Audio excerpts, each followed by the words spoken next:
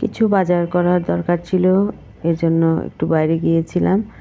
তো কী কী এনেছি একটু আপনাদের সাথে শেয়ার করি। এটা হচ্ছে সন্ধ্যার সময়। তো এখানে এই তো চা পাতা, টি ব্যাগ এনেছি, তারপরে আপনার সাবান এনেছি।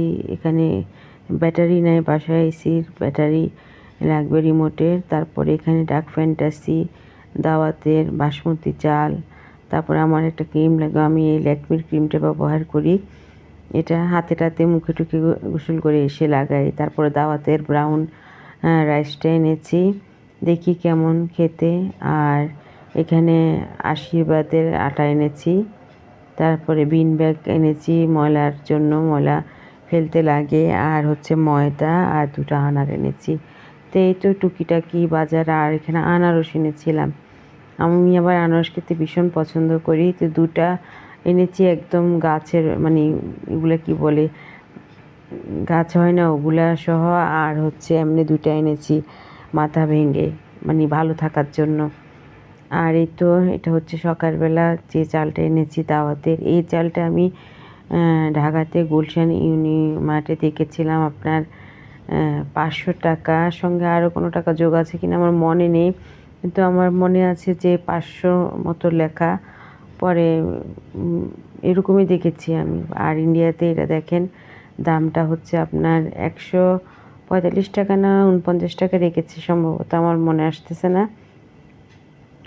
এই তো আজকে রান্না করব, আর দেখতে থাকেন ব্লগটি, আশা রাখি ভালো লাগবে। আসসালামু আলাইকুম, সবাই কেমন আছেন? যে যেখান থেকে আমার ব্লগটি দেখা শুরু করেছেন, আশা রাখি আল্লাহর রহমতে সবাই ভালো আছেন। তারপরে এই তো এখন সকালবেলা রান্না বান্না করব। তারপরে এই তো চালটা নিয়েছি ব্রাউন, দাওয়াতের ব্রাউন রাইসটা, দেখি রান্না করি কেমন লাগে ভাত।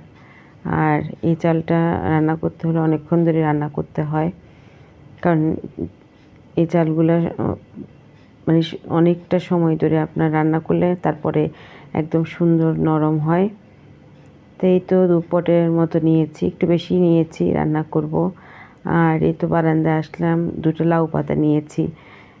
এটা হচ্ছে লাউ না, মিষ্টি কুমড়ো গাছ।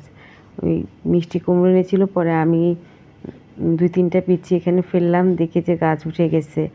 পরে একটা মারা গেছে আর 2টা উঠে নেই, 4-5টার মতো ফেলেছি আর একটা উঠেছে। পরে সুন্দর মাশাআল্লাহ একদম অনেকটা বড় হয়েছে। আর ফুল গাছগুলো আপনাদের সাথে একটু দেখাচ্ছি, পানি দিব গাছে। তো সবগুলো একে একে আপনাদেরকে দেখাচ্ছি। আর আমি গোলাপ গাছ লাগাইয়েছি 3-4টা। তো ফুল ফুটেছিল, একটা ফুল সকালে ছিঁড়ে ফেলেছি, ওটা অনেক দিন হয়ে গেছে, ফুটে ছিল, নষ্ট হয়ে গেছে। আর একটা ফুটবে। আর এটা হচ্ছে জবা গাছ, জবা গাছে প্রচুর কলি আসতেছে, জবা ফুল ধরবে। তো সবগুলা গাছ আপনাদেরকে একটু দেখিয়ে দিলাম। আর অ্যালোভেরা হয়েছে অনেকটা। আর এই বেলি গাছটায় প্রচুর বেলি ফুল ধরে। তারপরে পুঁইশাক গাছ লাগিয়েছি। আর এই তো আমার সেই মিষ্টি কুমড়ো গাছ। আর কালকে রাত্রে কাঁঠালের বিচি রেখেছিলাম ফ্রিজে নরমালে, বক্সে, পরে বের করে শুকাচ্ছি। পরে আবার বক্সে আবার শুকিয়ে 2-3 দিন আবার প্যাকেট করে রেখে দেবো। আমি এভাবে কাঁঠালের বিচি সংরক্ষণ করে রাখি। 1 মাস 2 মাস 4 মাস পরে বের করে এরকম শুকিয়ে আবার রেখে দিই, তাহলে ভালো থাকে। আর এই তো এখানে রান্না বান্না করব, আজকে পাবদা মাছ রান্না করব। আর এখানে এই তো তাল এনেছে, তাল নিতে হবে। তো এই 2টা তাল বেশি পেকে গেছে মনে হচ্ছে, আরও 2টা আছে, মোট 4টা তাল আনা হয়েছে। তো বিকেলবেলা নিব, তালে পিঠা বানাবো, তাল রান্না করবো। এখানে 3টা নারকেল। তারপরে এই তো এখানে ডাল বসাইছি, আজকে রান্না হচ্ছে লোট্টা মাছ ভুনা আর ডাল।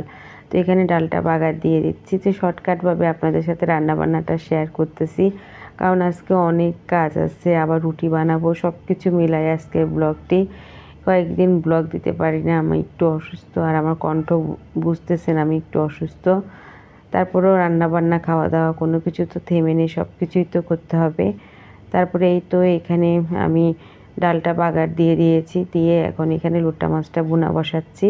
তা আমি যেভাবে বসাই এক এক সময় এক একভাবে রান্না করি লোট্টা মাছটা। তো এখানে 2টা বড় সাইজের আমি পেঁয়াজ নিয়েছি, আর টমেটো দিয়েছি একটা।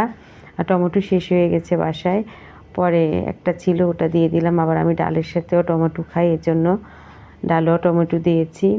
আর এই তো লোট্টা মাছগুলো ভালো করে ধুয়ে পরিষ্কার করে অনেকক্ষণ ধরে ধুলাম, আজকে আর পিস করে নিয়ে গোটা গোটাই দিয়ে দিয়েছি। কারণ এগুলোতে একদম গলে যাবে। আর এই তো ঢাকনা দিয়ে দিলাম, আর দেখেন পিস করে নিয়ে কিন্তু দেখেন কি গলে একদম ঝুরঝুরে হয়ে যাবে।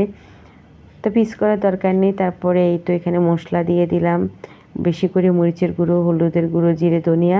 হলুদের গুঁড়ো নিয়ম মতো দিয়েছি, আর জিরে ধনিয়াও দিলাম নিয়ম মতো, কিন্তু মরিচের গুঁড়ো একটু বেশি দিয়েছি। লোট্টা মাছ ভুনাতে ঝাল না হলে ভালো লাগে না। তারপর সঙ্গে কাঁচা মরিচও দিব গোটা গোটা। তারপরে দেখেন একদম ঘুটে একদম ঝুরা ঝুরা হয়ে গেছে। আর এই তো দুটা লাউ পাতা, মানে মিষ্টি কুমড়া পাতা যে নিয়েছি আমি। তারপরে এখানে একটা বেগুন দিয়েছি। আমি সবসময় লোট্টা মাছ ভুনাতে বেগুন দিই।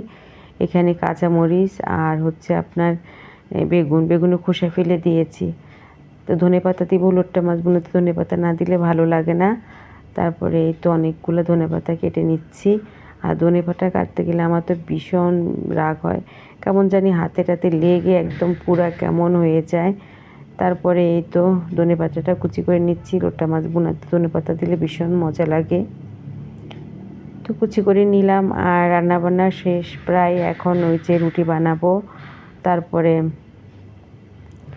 আর কোনো কাজ নেই। আপা আসলে ঘর ঝাড়ু মুছবে। এই তো ধনেপাতা কাটা কমপ্লিট। আর এই যে আমার লোট্টা মাছ ভুনাটা অনেকটা পানি ছেড়ে গেছে।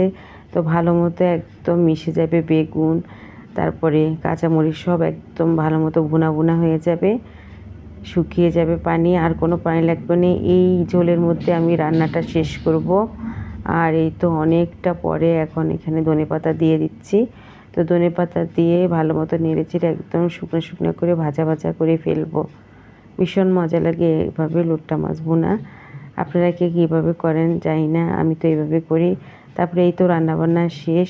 আরেকবার আপনাদের সাথে শেয়ার করি, এখানে আটাও করে ফেলেছি। আর এই তো ডাল, তারপরে হচ্ছে ভাত, আর হচ্ছে আপনার এই যে মাছ ভুনা। তো এই ছিল রান্নাবান্না। আর এটা হচ্ছে বিকেলবেলা। এখন এই যে তাল নিচ্ছি, তাল নিয়ে তারপর পিঠা বানাবো, রান্না করব, অনেক কাজ বললাম না আজকে। তারপরে তালগুলো আমি আগেই দুপুরে ছিলে রেখেছি। তো এখন এই তো তাল নেওয়া কমপ্লিট।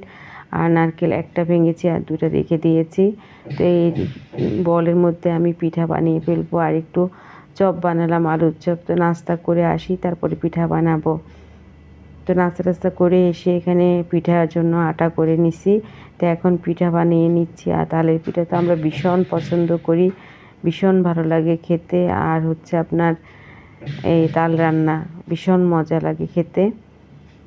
তো তাল রান্নাটাও বসিয়ে দিয়েছি, আধা কেজি দুধ দিলাম সঙ্গে।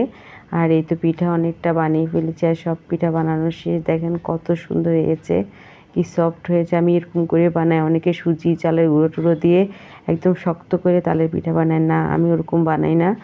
আর এই তো তাল রান্নাটা এখানে নারকেল দিয়ে দিব। তো এই ছিল আজকের সারাদিনের টুকিটাকি ব্লগ। ভুল ত্রুটি হলে ক্ষমা সুন্দর দৃষ্টিতে দেখবেন। এখানে নারকেলটাও করিয়ে নিয়েছি, নারকেলটা দিয়ে দিব তাল রান্নাতে। ভীষণ মজা লাগে তাল রান্নাটা, রুটি দিয়ে খেতে ভীষণ ভালো লাগে। আর এখানে দই, এটা তো আমার নিজের হাতে বসানো, আমার হাজবেন্ড দই খাবে, তো ওকে দই দিচ্ছি। তো আশা রাখি ভালো লেগেছে। এখান থেকে বিদায় নিই, আল্লাহ হাফেজ।